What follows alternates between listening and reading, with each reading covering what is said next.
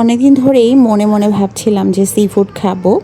আমার হাজব্যান্ড যদিও sea food lover না, তাই তাকে নিয়ে সি ফুডটা খেতে যাব না, এটা চিন্তা ভাবনা করে রেখেছিলাম।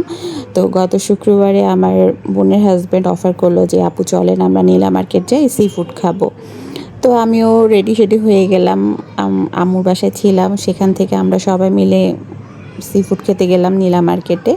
তারপর ওখানে গিয়ে আমরা একটা বড় কোরাল মাছের বারবিকিউ অর্ডার করলাম। তারপরে অক্টোপাস মশালা, কাঁকড়া মশালা এগুলো অর্ডার করলাম। আর এগুলো অর্ডার করার প্রায় আধা ঘন্টা পরে খাবারটা আসছে। আমরা সবাই খাবারের উপরে ঝাঁপিয়ে পড়ছি, মানে এত বেশি ক্ষুধা লেগেছিলো আর এত ক্রেভিংস হচ্ছিলো সি ফুডের, সেটা বলার বাহিরে। আর আমরা এর সাথে নিয়েছিলাম রুমালি রুটি, এর সাথে ছিল চাপটি, আর চাপটির সাথে 3 রকমের ভর্তা নিয়েছিলাম। এত মজা এই ভর্তাগুলা। আর আমি দেখলাম এই দোকানের খাবার না, যদিও আমি এই দোকানের নামটা আসলে বলতে পারবো না। এত মজা লাগছে আমার কাছে, আমি এতবার নীলা মার্কেট গেছি বাট এত মজার খাবার খাইনি। আর এই যে অক্টোপাস খাচ্ছিলাম, অক্টোপাসটা আসলে ওরা বেশি কুচায় ফেলছে, মানে টেস্টটা আসলে সেভাবে আমি বুঝি নাই। তারপরে যতটুকু খেয়েছি আমার কাছে ভালো লেগেছে। অক্টোপাস ফার্স্ট টাইমে আমি খেয়েছি, আমি আর এর আগে অক্টোপাস খাইনি।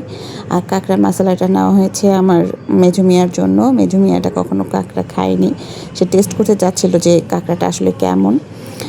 আর অক্টোপাসটা অর্ডার দেওয়ার পরে আমার হাজব্যান্ড মানে নাক ছিটকাচ্ছিল খুব, যে কেন অক্টোপাস খেতে হবে, অক্টোপাসকে মানুষ খায়, অক্টোপাস ছি কীভাবে খায় অক্টোপাস।